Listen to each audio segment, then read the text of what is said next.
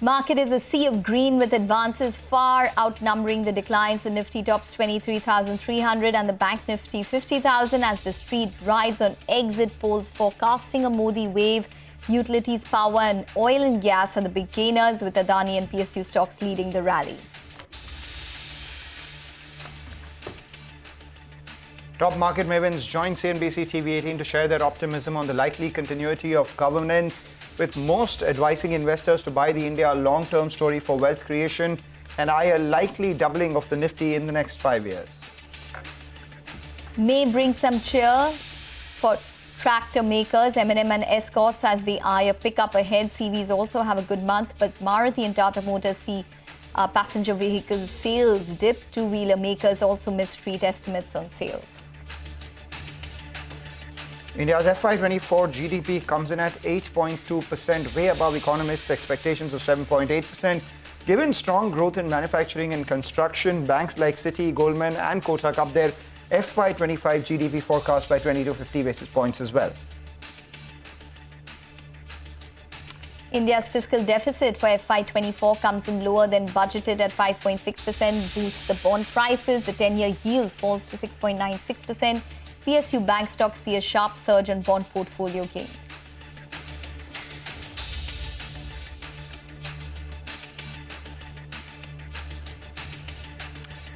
Hello and welcome. Good afternoon. You're watching us here on Halftime Report. I'm Manglam Malu. With me, Ekta Batra.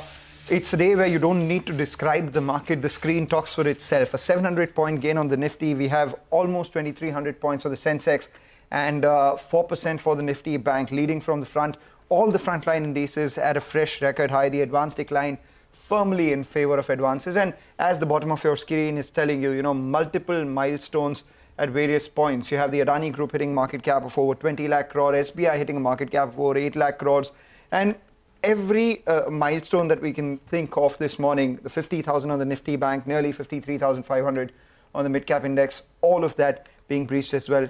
Continuity in governance is what the street is celebrating, Ekta.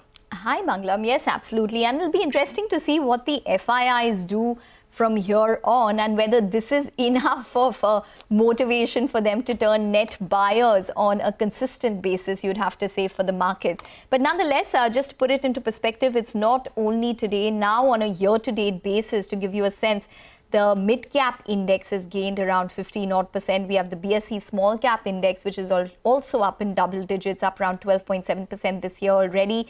The Nifty is given returns of almost 7%, and the Nifty Bank is lagging a little bit, up around 5% odd. So that's how it all stacks up at this point in time. It's an excellent day. There's no complaints coming in. I think most of the enthusiasm, let's see how much of it is already factored in and whether we have more to go tomorrow or not. But nonetheless, let's talk about news. We have the auto sales, which are in focus. It's a mixed bag in the month of May after a strong performance in April.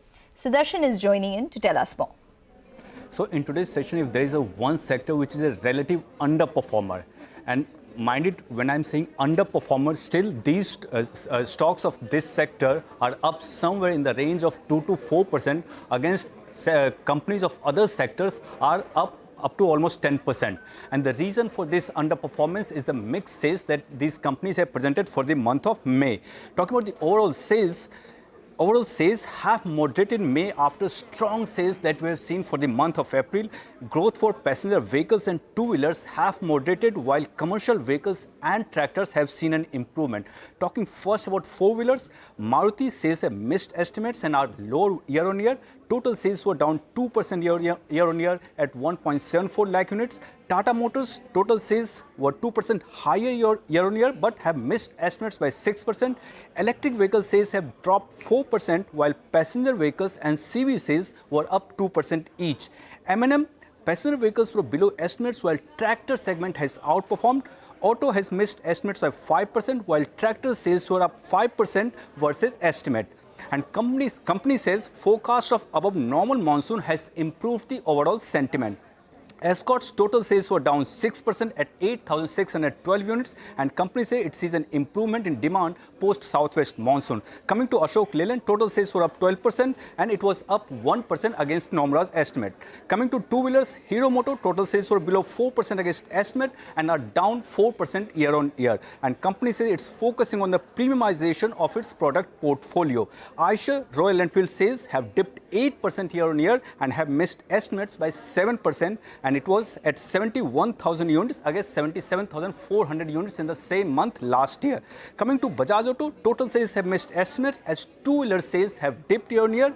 Total sales were at 3.55 lakh units and it's flat year on year and missed estimates by 4%. Last is TVS Motor.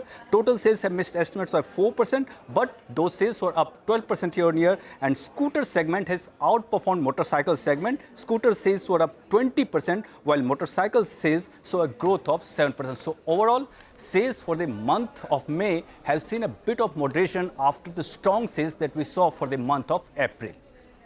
All right, Sudarshan, thanks a lot for that. So that's about the auto space. A relative underperformer, as Sudarshan pointed out, is that kind of a day, you know, when the market's doing so well that even a 2.5% gain on an index seems like a relative underperformance out there as well. But that's not the only stock. Among all the stocks which are gaining, some are in focus on the back of news as well. And Vamakshi joins in with that list. Vamakshi. Well, a whole host of counters in focus today. Let me first start off with Coal India. Good update for the month of May is what the company has reported, with a nearly 7.5% jump in coal production and 7.2% jump in the company's offtake. MOIL also has said that manganese ore prices have been hiked for the second time now. Depending on the grade, the prices have been hiked anywhere between 30 to 35% with effect from June 1st.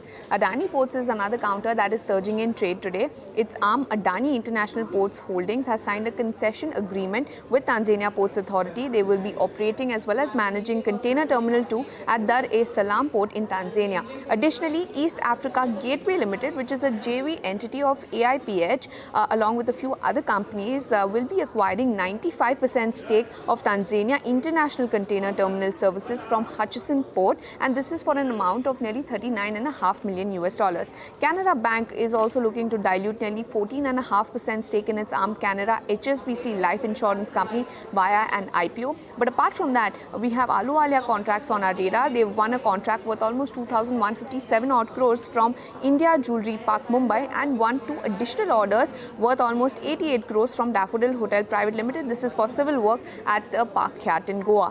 Ashoka Buildcon is the other counter we will be watching out for. They've emerged as the L1 bidder for 2 projects worth almost 2,153 odd crores of MSRDC. And lastly, let's also focus in on Purvankara. Its arm Purva Oak has acquired a nearly 13-acre land parcel in Thane, and the potential GDV, or the gross development value of this land parcel, is around 4,000 crores.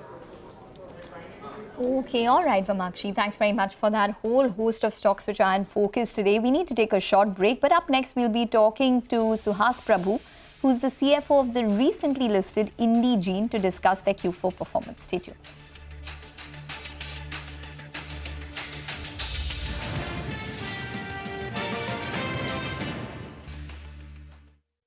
Solid gains for the markets. We have the bank Nifty, which is up 4% at this point in time. We have the advanced decline ratio, which is standing at around 2,576 stocks, advancing to just a little over 1,400 stocks which are declining. So it gives you an advanced decline ratio of around 2:1 nearly on the Bombay Stock Exchange. As you can see, the gap is nice and wide and has been through the trading session.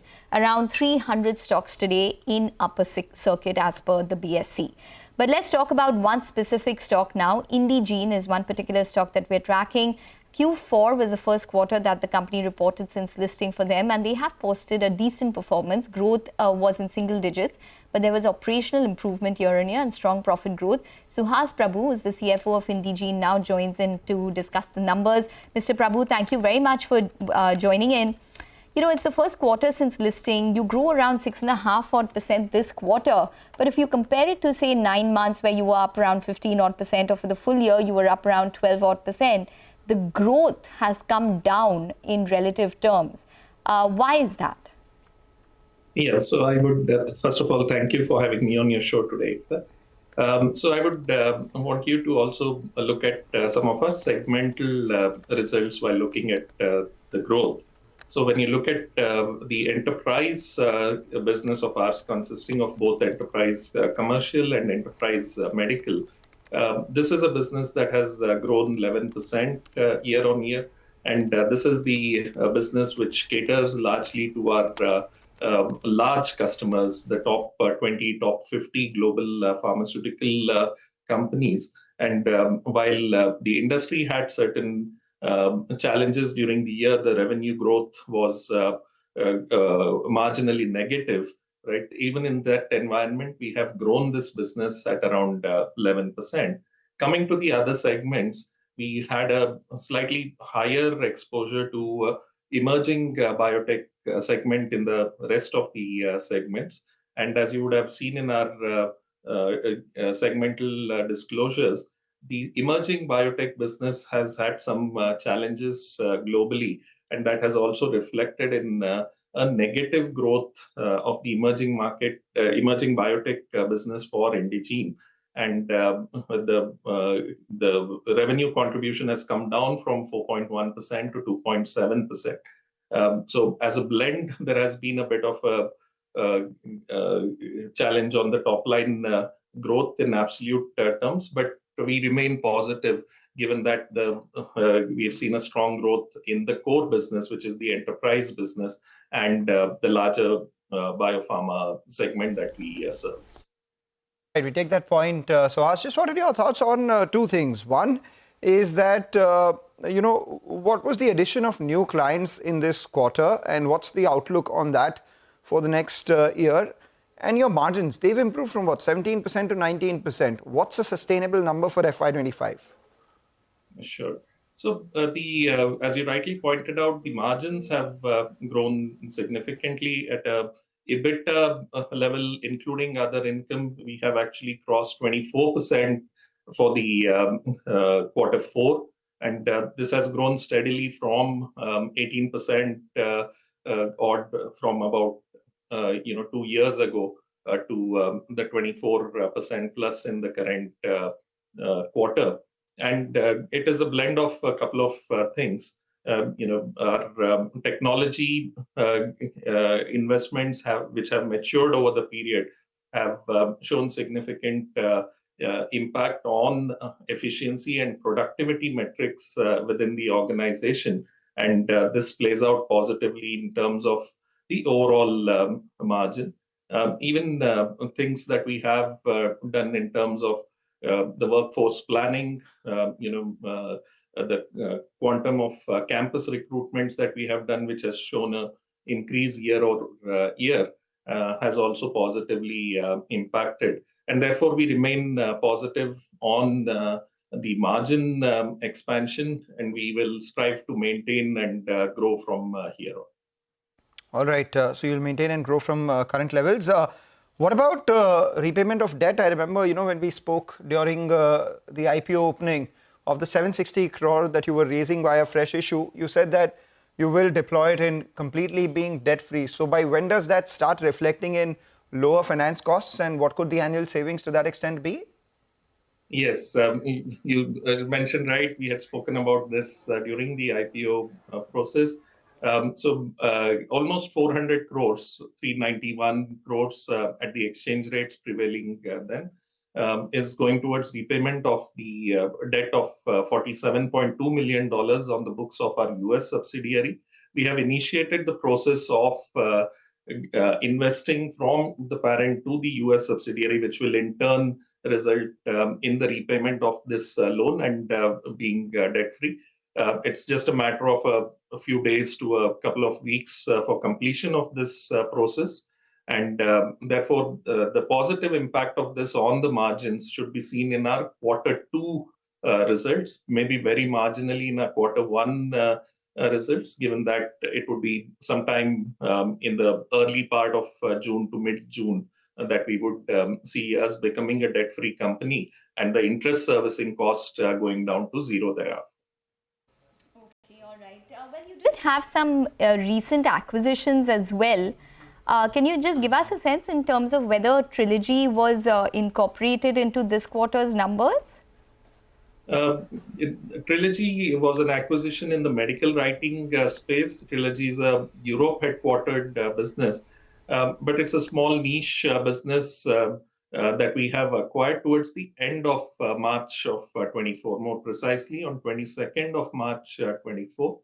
And therefore, our results as of March 31st do not include the revenue and the margins of this transaction, as this was a non-material acquisition which happened towards the end of this period. The balance sheet, of course, reflects the assets that were purchased as part of this transaction. Also, I would like to highlight that this is not a financial bulk up. It's as I mentioned, a very small transaction, less than even 5% of the size of Indegene, and therefore would not have a material impact both on the revenue or bottom line on a go-forward basis also. All right. Just give us a sense in terms of the US as well as Europe. Geography-wise, how did you perform? And what were the kind of contracts that you all managed to acquire, or say companies that you managed to acquire this quarter in terms of new business? And what can we expect in going into FY25? Sure. So our business still remains heavily skewed towards US and Europe, given that the global life science operational spends are also, in these two geographies or regions. So 97% of our business, and this has remained fairly stable in that 95 to 97% over the last 3 years as well, comes out of contracts and customers that are headquartered in US and Europe. So there's been no significant change in that geographical split. Coming to the customer split itself, we had about $34 million plus customers on our roster. And as of March 24, we have $35 million plus customers on our roster today.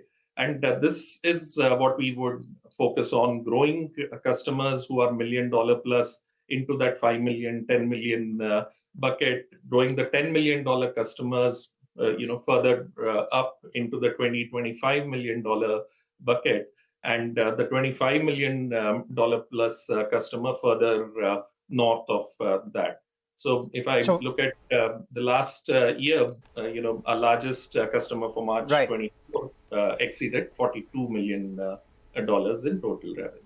All right, just a word before we let you go. So, Has, you've spoken about margin improvement from current levels. What's the overall revenue guidance that you have for this year? 12% is what you grew FY24 at. Yes. So, while I'll refrain from giving any forward-looking guidance, what I'd like to highlight is that the industry last year, and more specifically the top 35 biopharma, from where we derive significant portion of our revenues, degrew in revenues last year. The outlook for the current year is that the direction is changing, right? And therefore, they're likely to register a positive growth. And that bodes well for us and their spends in these kind of operational areas as well. And therefore, we remain positive for the future, not just on margin improvements, but also on our revenue growth. Okay, all right. We're going to let you go on that note. Thanks very much for joining in and speaking with us. So that's Indegene. That stock is up around 2% at this point in time. Well, remember that the issue price for this particular stock was around 452 when it listed in the second week of May, and it did see a strong listing as well of around 40% from its issue price. We need to take a short break, but Jay Thakkar will join in to discuss some technical calls. Stay tuned.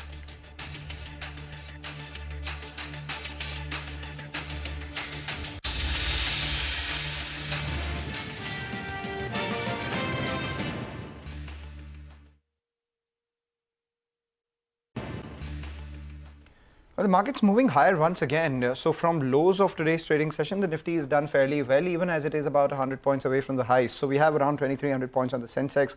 The Nifty, virtually meandering around the highs of today's trading session. Of course, its high was a little over 23,300, and the Nifty Bank too, holding with gains of almost 4%. So all the frontline indices definitely holding really well.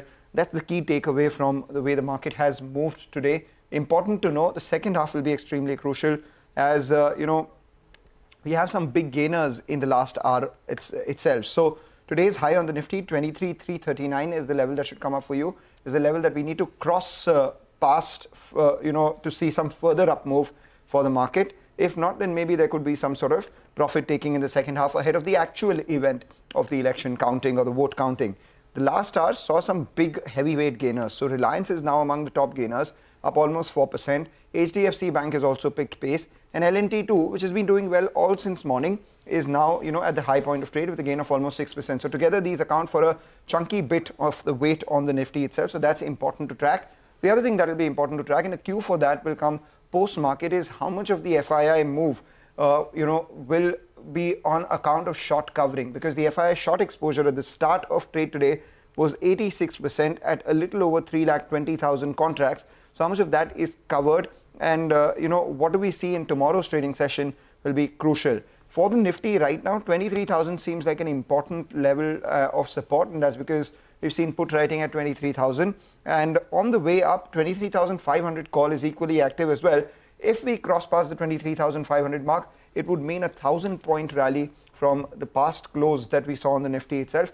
And to that extent, maybe some bit of profit taking cannot be ruled out after 23,500 for the frontline index, even after a big move if we see it tomorrow. So as of now, we've seen a goodish move. Let's see where resistance is coming. Okay, all right, Manglam. Thanks very much for that. But let's talk about the reason for the gains that we're seeing today, and that is the exit polls. And let's focus on what brokerages are making of these exit poll predictions. We have Hormuz joining in to give us this news. Hormuz, over to you. Brokerage commentary is pretty positive from the exit polls based on the reports that we've gone through. And I'll start off with what Nomura is saying. Now, what Nomura said is that they're comparing a 2014 and a 2019 average of the exit polls, and they believe that those exit polls have underestimated the number of seats that the NDA won by at least 50. And if that trend continues, then we might see the actual results being better than what the exit polls have predicted. And once the NDA is able to form a stable government, Nomura believes that the FII flows will manage to come back into the Indian markets. Remember, FIIs have been extremely heavy sellers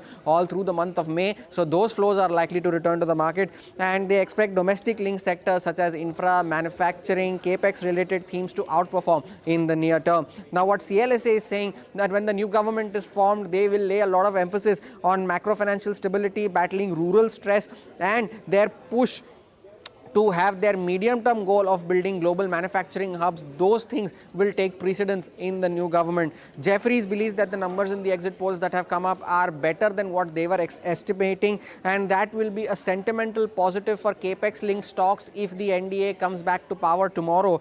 And the small and the mid-caps might take a breather, is what Jefferies is saying, post this election rally that we have seen. And with the FII stepping in now, similar to what Nomura is saying, Jefferies also expects FII to step in, but that will benefit the large cap stocks compared to the small and the mid caps. They expect stocks in like private banks and Reliance Industries to do well in case the FII flows return. And lastly, IIFL Securities believes that if Prime Minister Modi is re-elected tomorrow, there could be an accelerated attempts at reforms, and the electricity and agriculture are likely to be the sectors that are likely to be in focus for the new government. They are positive on sectors like infra, cement, private banks, NBFCs and select industrials, but they remain negative on the entire chemical space as well as IT. So positive brokerage commentary coming in as well. All eyes on tomorrow, but the street is cheering the big event already. Back to you guys. Absolutely. Well, no question about that, Hormuz. Thanks very much for joining in. Jay Thakkar of ICICI Securities joins in on the show now. Jay, thank you for joining in on what seems to be an extremely momentous day for the markets. Give us a sense in terms of how you would approach these levels and whether you're going long. Hi, very good afternoon to you. Well, I would say that we have seen a good breakout coming in Nifty today above the levels of that 23,110 to 23,200 levels right now, because Nifty I would say, was trading in a very clear upward sloping parallel channels in the start of this calendar year.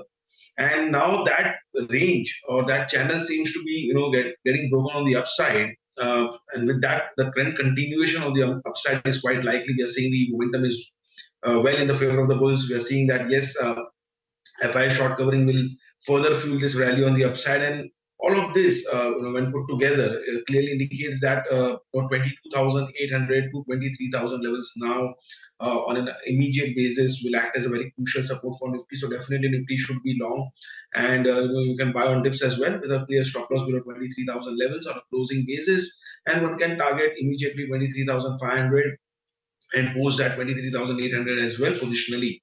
I think that the overall trend would likely to continue to remain positive only because we are seeing the large cap stocks like that from the Nifty 50, are providing that breakout and clearly indicating that the trend will be positive. Hence, I have three buy recommendations. Right? The first one is on Ultratech Cement. In fact, I'm liking most of the cement stocks from these levels, but Ultratech has clearly provided a very nice breakout from a falling channel.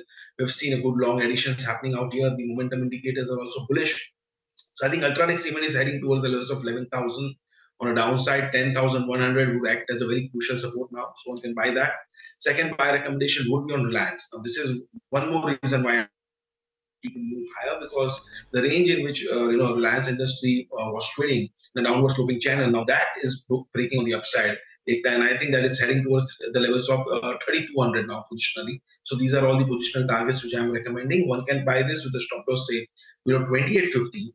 And a final buy recommendation would be from the banking pack. We are seeing the good momentum and breakout coming out there as well. So IndusInd Bank and trading around the levels of 1537. I think that was quite oversold and reversed quite sharply. That is heading towards 1575, 1625. One can buy this, placing a stop loss below 1490. So these are the three major stocks, I think, which are likely to push up the markets and support markets going forward as well. Right, that'll be very interesting. Reliance 3,200 is the target that you have on it from a positional level. That implies a near 8.5% move from current levels. And were that to happen, Jay, we would obviously see the Nifty moving towards the 24,000 mark, like you've pointed out earlier as well. So we take a short break on that note, and on the other side, we'll get you excerpts from all our exclusive conversations. And today we have with us the management of Aurobindo Pharma. Stay tuned for that.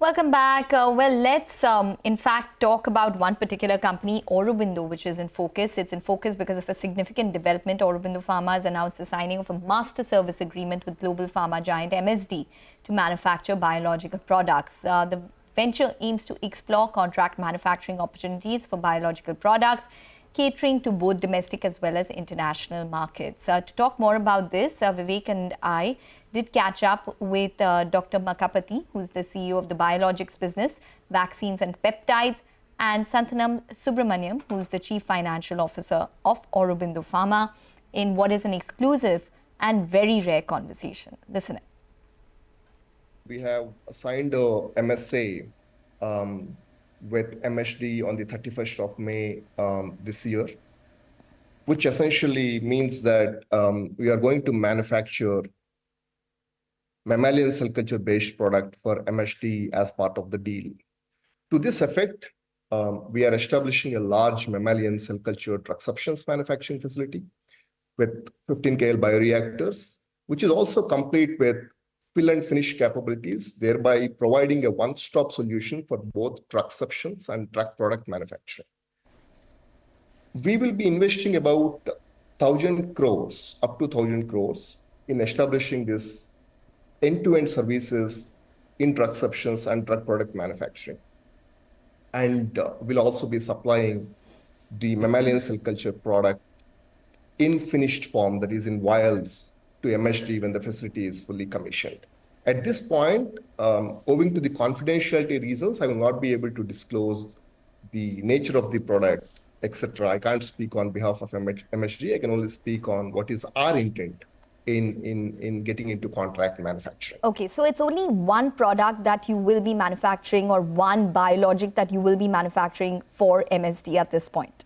At this point, yes. And you're not willing to disclose whether it's an innovator product by MSD or whether it's already a biologic, probably already in the market? It is a biologic product. Okay.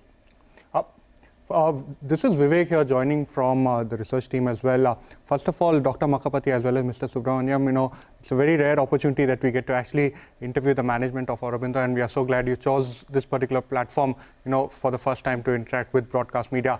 First up, Mr. Subramaniam, give us a sense of the kind of capex that you have envisaged for this particular product. We understand it's 1,000 crore. Can you give us the stage-wise breakup? And we also missed the fact that when do you expect this to start kicking in to the financials?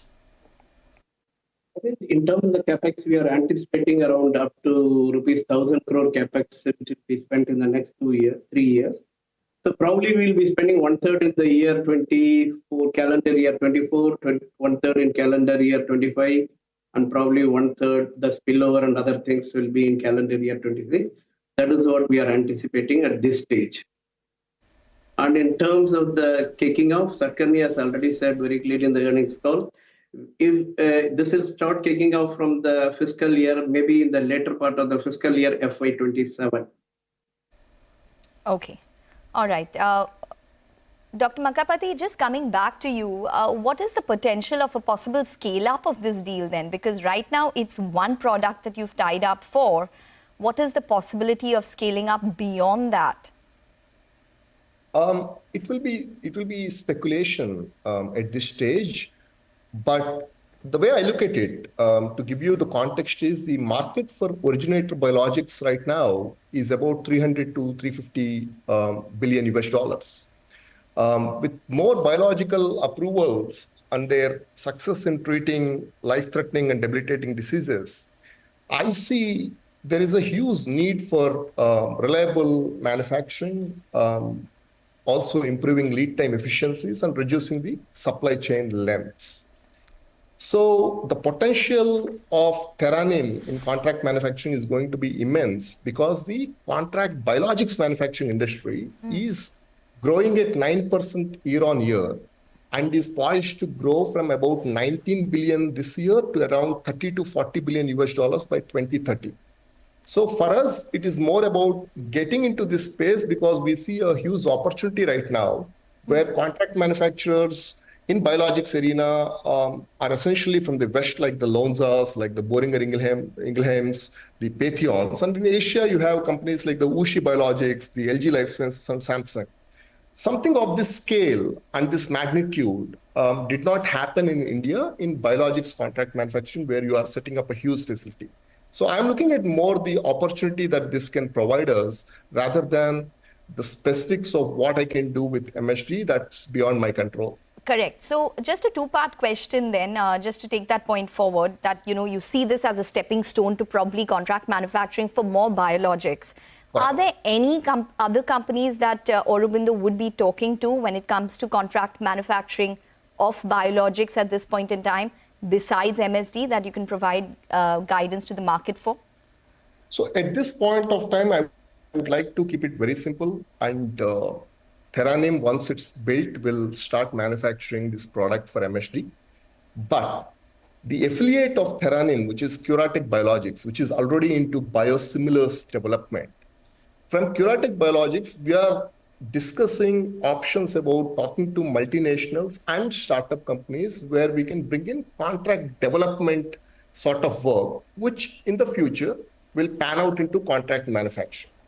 But Theranim at this point would be restricted to supplying product for MSD. I would like to keep it simple and work around with the anchor industry. Okay, just before I toss it over to Vivek for more questions, domestic and international markets, what is this tie-up limited to, or which markets does it include? Does it include the US as well as Europe? I don't know at this point of time. There are international markets which is still under discussion. So I will not be able to reveal any of those commercial or market details on behalf of MSD. I couldn't do, I'm sorry. Dr. Makapati as well as Mr. Subramaniam, maybe Dr. Makapati, you could start off first. We understand that this particular deal with MSD, has been long in the making. We understand that, it's almost started 18 months ago. Give us a sense of, how was the competitive intensity? Did you face any competition from Chinese players? Did that impact, the deal financials in any way? And the second question is, you did say, the other subsidiary, which is Curatech, could see some more tie-ups coming forward. Could you give us a sense of what kind of entities or what kind of molecules you're currently targeting? To answer your first question, I have focused on what could be done in India within the scope of Aurobindo. So I don't know if there was any competition. So my focus was this industry is growing at 9% year on year, will be a $30-40 billion industry by 2030. It is important for India to enter into commercial manufacturing with an anchor industry from Big Pharma. So I focused on what I could achieve. Now, with respect to your second question about Curatech, which can start talking to other MNCs, yes, it is a thinking and it is a work in progress. Contract development is one area which I would also like to backward integrate on the basis of what I have done at Theranim right now, which is contract manufacturing. So I can give you guidance that we will be talking to a few MNCs and early stage companies going forward in trying to see if we can also enter contract development services through Curatech. Right, a rare and insightful conversation with the management of Aurobindo Pharma. A good one on that. The stock up around 2.5%. But of course, we're seeing an uptick in the market itself. The Nifty continues to hold around that 23,200 mark. What we'll do is take a short break, come back, get you all things on the markets, a bunch of individual stocks on the other side as well. Stay tuned.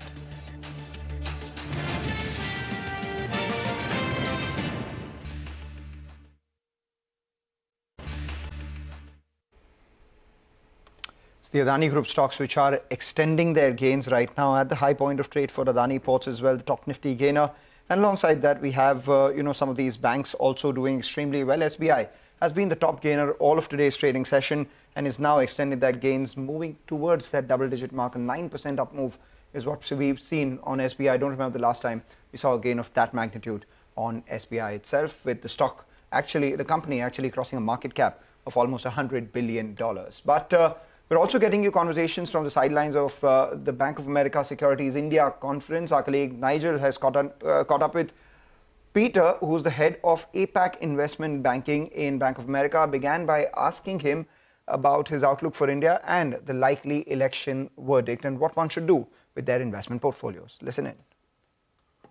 We have a major conference here, over 400 clients here, and it just shows the interest that people have, in India. And, look, you ask me, I believe that the next decade, is extremely exciting for India. Obviously, one of the fastest growing economies, I think assuming that you're right on, what the election polls are saying, I think people, love the continuity, that the countries have. I think the progress is very notable, especially, infrastructure, the policies. I think also, in the geopolitical world that we are, India is well placed to benefit, from, a lot of the growth that we're going to see in the world, in Asia, but, especially in India over the next decade. All right. Peter, you're based out of Hong Kong, and out here in India, when we get a lot of our guests, we keep asking them, what do you think about this trade-off between India or China? But do you believe that there has to be a trade-off? Or, both have their strengths, both have their weaknesses. And, in fact, exposure to both could be warranted. Look, absolutely. Look, first of all, I very much believe that, economic growth and opportunities is not a zero-sum game. Mm-hmm. I think especially if you look at Asia, I'm hugely bullish, for Asia as a whole. And different countries are at different parts of their cycle. I moved to Asia the first time 20 years ago. And at that point in time, China was at a very different point in their cycle than they are right now. And India today reminds me a lot of China 20 years ago. I do believe that is the growth that we're going to see in India from the middle class, is from the fact that you see that you're going to see industrialization on a scale that we haven't seen before will hugely benefit. I always use one one thing to compare countries. You look at it, and I think the US has something like 250 Apple stores. China has 50. Mike, if I'm correct, then India has 4 or 5, which all opened in the last 24 months. I think that's a very good way of looking at where you are in the cycle. But I do believe that both countries have huge opportunities and are, and will see continued investor interest, over the decades to come. All right, talking about Asia, and as you said, you're quite positive on the prospects of the Asian markets on the whole. When you speak to investors, where is their preference leading? Between India, you have other markets like Korea, case in point. You're seeing a lot of inflows out there as well. Yeah. Could you take us? I do think that India has, a very special place in a global scale at the moment because, you look at it, despite that valuations are clearly elevated, I think, the fact that, you're going to have a huge young well-educated population that is going to entering the workforce and then also entering, hopefully over time you're going to see a growing middle class, which will lead to very strong domestic consumption. Yeah. Uniquely places, India, because if you look at a lot of the markets in North Asia, be that Japan, which has done phenomenally well over recent years, Korea or China, the demographics are very, very different. If I compare India to Southeast Asia, which I think is going to be a huge beneficiary as well of some of the changes in supply chains, none of the countries has the scale that India has. And so from that perspective, I do very much believe that, the next decade, and, I don't want to go much further than think about that, clearly I think will be India's decade in the sun. Oh, that's encouraging to hear then. But Peter, let's focus a little bit on the developed markets as well. Sure. The US markets, well, we're seeing good growth out there. And those Fed rate hikes seem to have not really crushed the economy, so to call it, because everyone's waiting for a slowdown, which actually isn't coming. And some data points indicating that maybe, in fact, now the Fed could go ahead, and get their foot off the pedal, so to call it. How do you see the developed markets, whether it's the US markets or even Europe, which is still in a spot of bother? Sure. Look, I think I learned over the last 25 years that I've been in this industry, never bet against the strength of the U.S. economy. If there's one, economy that has consistently outperformed on scale, then it is the U.S. And that is, driven by the U.S. just never stops to innovate. I do think, and I've been, of that opinion, for quite a while, that you look at it and go that, we will see interest rates being higher for longer in the U.S. Why is that the case? If you look at it and say, what's the Fed's mandate? The Fed's mandate is to control inflation and to make sure that you are as close as possible to full employment. Yeah. Despite where rates are right now, the U.S. unemployment rate is still below 4%. So unless inflation comes down to 2.5%, the Fed, given their mandate, will not be in a position or not be willing to cut the interest rate. And unfortunately, I think inflation is much stickier than what people forecasted. Yeah. Especially because a lot of the inflation that now is still around is actually, supply driven and not demand driven. So it will take a much longer time to get that out. But I think the US is in a very good spot because the US consumer, remains in a good spot. But we have to be careful and see, is that, it's because there are some cracks.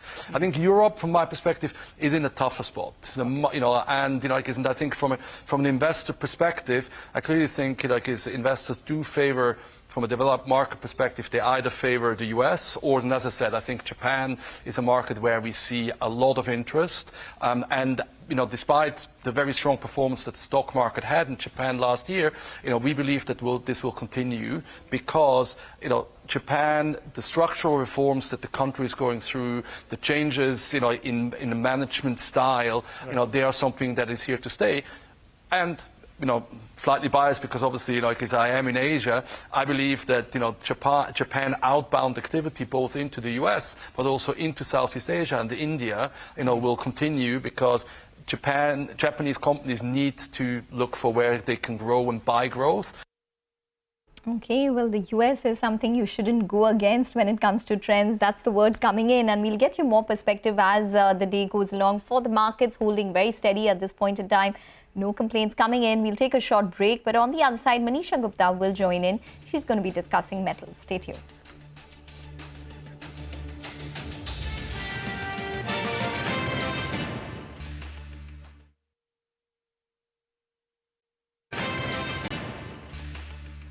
Welcome back, and joining us on the show now is Chirag Sheth of Metal Focus. Chirag, hi. Almost everybody seems to be talking about on the importance of having gold in your portfolio. I mean, every Wall Street bank and brokerage is putting thrust on the fact that gold should be a part of portfolio because central banks are buying it and the way the economies are doing.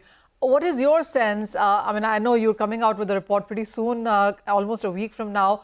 How are you looking at the kind of demand that we've seen also for the month of May? The first quarter of the calendar year, of course, was on the positive side. Sure. So look, having gold in a portfolio is an important one, something that Manisha, you and I would discuss multiple times in your show. I think what obviously depends is how much you have it. Now, that can range between 5% to 15% depending on the economic cycle that we are in, depending on how your own portfolio is structured, and there are multiple studies by World Gold Council and various agencies. I think what is now happening is that why this is being talked about is the increasing amount of geopolitical tensions and volatility that we are seeing in many asset classes. There is an increased stock of that a good portfolio should have gold. But otherwise, if you've seen many Asian countries, people have always been investing in gold for many years now. Chirag, going forward from here, what are a couple of things that the street will watch out for? I mean, we all are looking for the US Fed meeting. The geopolitical tensions are right there. And then a huge amount of buying, not just by the global central banks, but the gold jewelry buying from China numbers also have been higher there. Do you see this trend continuing?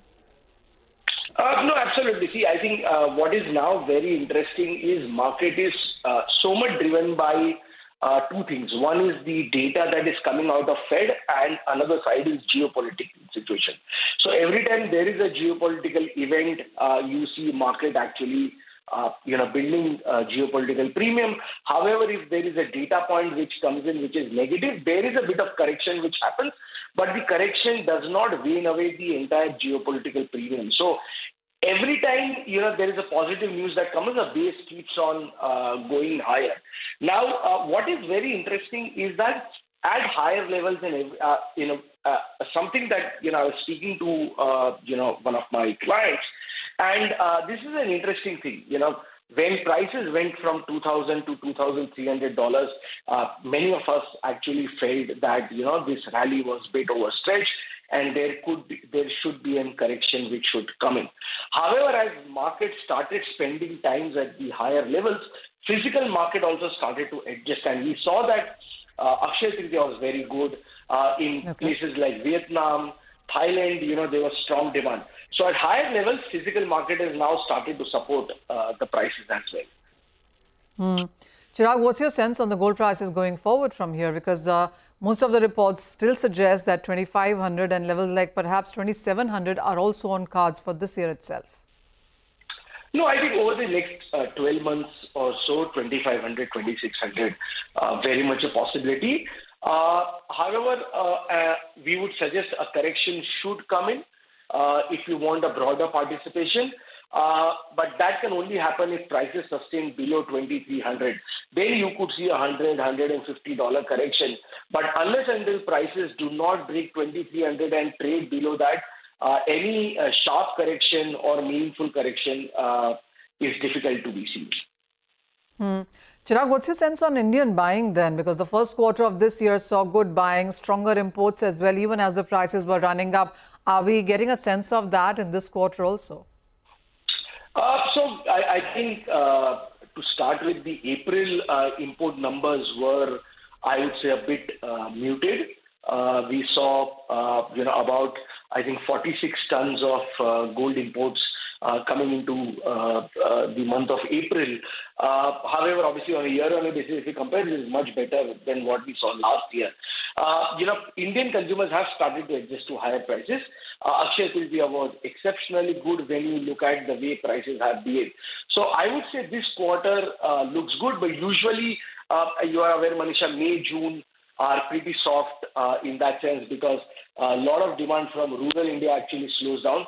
So on year, we might still do a bit better when you look at elevated prices. Oh, well, absolutely. Chirag, thank you so much for joining us. So, well, yes, gold buying is a great idea because while we are looking at some correction, as Chirag says, the expectation across segment is that you could be looking at 2,500 kind of levels on the higher side as well. I mean, that's the kind of report we've seen coming from UBS, ANZ, Citi, Bank of America, everybody anticipating that gold prices from here could be making higher highs for this year. So having that in your portfolio perhaps is a great idea going forward.